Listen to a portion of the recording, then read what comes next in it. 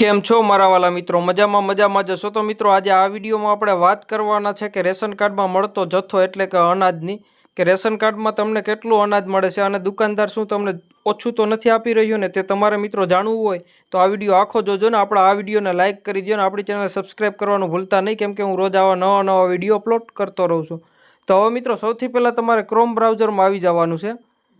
Chrome બ્રાઉઝરમાં આવી અને અહીંયા તમારે લખવાનું છે આઈપીડીએસ લખી અને સર્ચ ઉપર ક્લિક કરી દેવાનું છે. હવે જેવું ક્લિક કરશો ને એટલે મિત્રો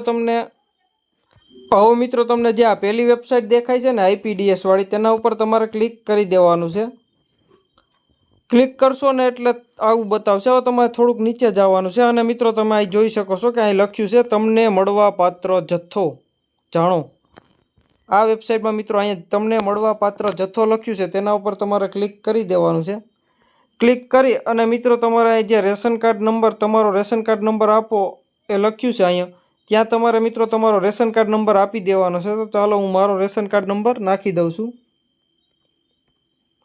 હવે મિત્રો રેશન કાર્ડ નંબર નાખી દીધા બાદ નીચે જે કેપ્ચા કોડ આપેલો છે તે મિત્રો સેમ ટુ સેમ તમારે એન્ટર કેપ્ચા ટેક્સ લખ્યું છે ત્યાં તમારે મિત્રો તે કોડ નાખી દેવાનો છે. ચાલો હું નાખી દઉં છું.